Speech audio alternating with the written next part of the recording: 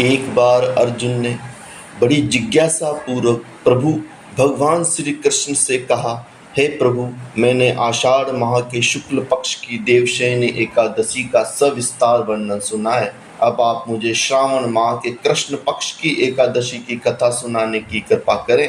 इस एकादशी का नाम क्या है? इसकी विधि क्या है? इसमें किस देवता का पूजन होता है? इसका उपवास करने से मनुष्य को किस फल की प्राप्ति होती है? भगवान श्री कृष्ण ने कहा, है श्रेष्ठ धनुर्धर, मैं श्रावण माह की पवित्र एकादशी की कथा सुनाता हूँ। ध्यान पूर्वक श्रवण करो। एक बार इस एकादशी की पावन कथा को भीष्म पितामह ने लोक हित के लिए नारद जी से कहा था। एक समय नारद जी ने कहा, हे पितामह, आज मेरी श्रावण के कृष्ण पक्ष की एकादशी की कथा सुनने की इच्छा है, अतः आप इस एकादशी की व्रत कथा का विधान सहित सुनाइए। नारद जी की इच्छा को सुन पितामह भीष्म ने कहा, हे नारद जी, आपने बहुत ही सुंदर प्रस्ताव किया है। अब आप बहुत ध्यान पूर्वक इसे श्रवण कीजिए। श्रावण माह के कृष्ण पक्ष की एकादशी का नाम कामिका एकादशी है। इस एकादशी की कथा सुनने से वाजपेयी यज्ञ के फल की प्राप्ति होती है। कामिका एकादशी के उपवास में शंख चक्र गदाधारी भगवान विष्णु का पूजन होता है। जो मनुष्य इस एकादशी को धूप दीप नैवेद्य आदि से भगवान विष्णु की पूजा करते हैं, उन्हें गंगा स्नान के फल के समान उत्तम फल की प्राप्ति होती है। सूर्य ग्रहण और चंद्र ग्रहण में केदार और कुरुक्षेत्र में स्नान करने से जिस पुण्य की प्राप्ति होती, वही पुण्य कामिका एकादशी के दिन भगवान विष्णु की भक्ति पूर्वक पूजा करने से प्राप्त होता है। भगवान विष्णु की श्रावण माह में भक्ति पूर्वक पूजा करने का फल समुद्र और वन सहित पृथ्वी दान करने के फल से भी ज्यादा होता है। व्यतिपात में गंडकी नदी में स्नान करने से जो फल प्राप्त होता है, वह फल भगवान की पूजा करने से मिल जाता है। संसार में भगवान की पूजा का फल सबसे ज्यादा है, अतः भक्ति पूर्वक भगवान की पूजा न बन सके तो श्रावण माह के कृष्ण पक्ष की कामिका एकादशी का उपवास करना चाहिए। आभूषणों से युक्त बछड़ा सहित गोदान करने से जो फल प्राप्त होता है, वह फल कामिका एकादशी के उपवास से प्राप्त हो जाता है। जो उत्तम द्विज श्रावण माह के कृष्ण पक्ष की कामिका एकादशी का उपवास करते हैं तथा भगवान विष्णु का पूजन करते हैं, उन्हें सभी देव, नाग, किन्नर, पितृ आदि की पूजा हो जाती है। इसलिए पाप से डरने वाले व्यक्तियों को विधि विधान सहित इस उपवास को करना चाहिए। संसार सागर तथा पापों में फंसे हुए मनुष्यों को इनसे मुक्ति के लिए कामिका एकादशी का व्रत करना चाहिए। कामिका एकादशी के उपवास से भी पाप नष्ट हो जाते हैं। संसार में इससे अधिक पापों को नष्ट करने वाला और कोई उपाय नहीं है। हे नारद जी, स्वयं भगवान ने अपने मुख से कहा है कि मनुष्य को अध्यात्म विद्या से जो फल प्राप्त होता है, उससे अधिक फल कामिका एकादशी व्रत करने से मिल जाता है। इस उपवास के करने से मनुष्य को न यमराज के दर्शन होते हैं, न ही नरक के कष्ट भोगने पड़ते हैं, वह स्वर्ग का अधिकारी बन जाता है। जो मनुष्य इस दिन तुलसी दल से भक्ति पूर्वक भगवान विष्णु का पूजन करते हैं, वे इस संसार सागर में रहते हुए भी इस प्रकार अलग रहते हैं जिस पार कमल पुष्प में जल रहते हुए भी जल से अलग रहता है।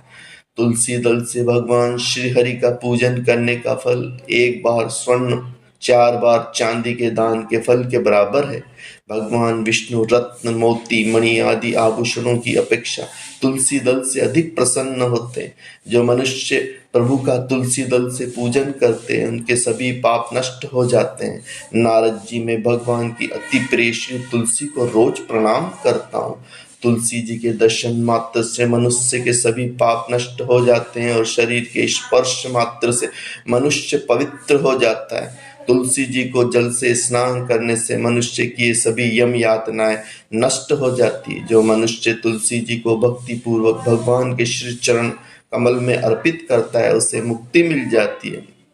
इस कामिका एकादशी की रात्रि को जो मनुष्य जागरण करते हैं, दीपदान करते हैं, उनके पुण्य को लिखने से चित्रगुप्त भी असमर्थ हैं। एकादशी के दिन जो मनुष्य भगवान के सामने दीपक जलाते हैं, उनके पितृ स्वर्ग लोक में अमृत का पान करते हैं। भगवान के सामने जो मनुष्य घी या तिल तेल का दीपक जलाते हैं, उनको सूर्य लोक में सहस्त्रों दीपक का प्रकाश मिलता है। कामिका एकादशी का व्रत और कथा कुछ इस प्रकार है। एक गांव में एक वीर, एक क्षत्रिय रहता था। एक दिन किसी कारणवश उसकी ब्राह्मण से हाथापाई हो गई और ब्राह्मण की मृत्यु हो गई। अपने हाथों मरे गए ब्राह्मण की क्रिया उस क्षत्रिय ने करनी चाहिए, परंतु पंडितों ने उसे क्रिया में शामिल होने से मना कर दिया। ब्राह्मणों ने बताया कि तुम पर ब्रह्म हत्या का दोष है, पहले प्रायश्चित कर इस पाप से मुक्त हो, तब तुम्हारे घर भोजन करेंगे। इस पर क्षत्रिय ने पूछा कि इस पाप से मुक्त होने के क्या उपाय हैं? तब ब्राह्मणों ने बताया कि श्रावण माह के कृष्ण पक्ष की एकादशी को भक्ति भाव से भगवान श्रीधर का व्रत एवं पूजन कर ब्राह्मण को भोजन करा के सदा दक्षिणा के साथ आशीर्वाद प्राप्त करने से इस पाप से मुक्ति मिलेगी। पंडितों को बताए हुए इस तरीके पर व्रत कराने वाली रात में भगवान श्रीधर ने क्षत्रिय को दर्शन देकर कहा कि मैं तुम्हें ब्रह्म हत्या के पाप से मुक्ति मिल गई है।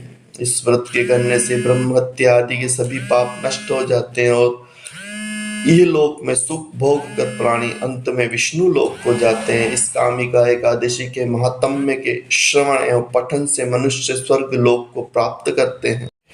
ये नए संवत्सर की पहली एकादशी होती है। मान्यता है कि इस एकादशी का व्रत करने से मनोकामनाएं पूरी होती है, इसीलिए इसे कामदा नाम दिया गया है। पंडितों का कहना है कि कामदा एकादशी का व्रत जिस कामना से किया जाता है वो पूरी होती है और पारिवारिक समस्याएं भी खत्म होती। नारद और विष्णु पुराण के मुताबिक कामदा एकादशी व्रत के पुण्य से पाप खत्म हो जाते हैं। ये एकादशी परेशानियों से छुटकारा देने वाली होती। इस व्रत के प्रभाव से मनोकामनाएं भी पूरी होती है और इसी कारण से इसे फलदा एकादशी भी कहा जाता है। इस एकादशी की कथा और महत्व के बारे में सबसे पहले वशिष्ठ मुनि ने सूर्य वंश के राजा दिलीप को बताया था। इसके बाद द्वापर युग में श्री कृष्ण ने अर्जुन को कामदा एकादशी के बारे में बताया गया था। कामदा एकादशी की पूजा विधि कुछ इस प्रकार से होती है। व्रत के एक दिन पहले एक बार खाना खाकर भगवान विष्णु का ध्यान किया जाता है। एकादशी के दिन सुबह जल्दी उठकर सूर्योदय से पहले नहाएं, उगते सूर्य को जल चढ़ाएं, फिर पूजा स्थान और मंदिर में जाकर व्रत का संकल्प लें। व्रत का संकल्प लेने के बाद तुलसी और पीपल के पेड़ में जाकर जल चढ़ाकर दीपक जलाएं, भगवान विष्णु की पूजा करें, शुद्ध जल और पंचामृत से भगवान का अभिषेक करें।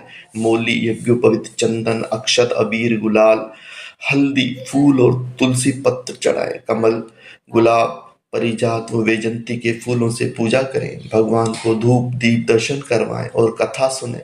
मिठाई फल नैवेद्य लगाएं और भगवान की आरती करें। एक दिन पहले ही यानी दशमी से ही शुरू हो जाती है व्रत की तैयारी। कामदा एकादशी व्रत के एक दिन पहले यानी दशमी की दोपहर में जो गेहूं मूंग आदि का एक बार भोजन करके भगवान की पूजा की जाती है। दूसरे दिन यानी एकादशी को सुबह जल्दी उठकर नहाने के बाद व्रत दान संकल्प भी लिया जाता है।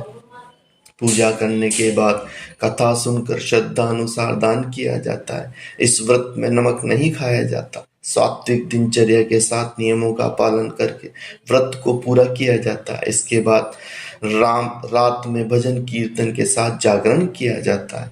तो भक्तों, यह थी कामिका एकादशी की कथा, उसका महत्व। अगर आपको हमारे इस चैनल में दी गई जानकारी अच्छी लगती है तो कृपया चैनल को सब्सक्राइब करें, चैनल को लाइक करें और हमारे साथ रहें धर्म की ओर, एक कदम ईश्वर की ओर। धन्यवाद।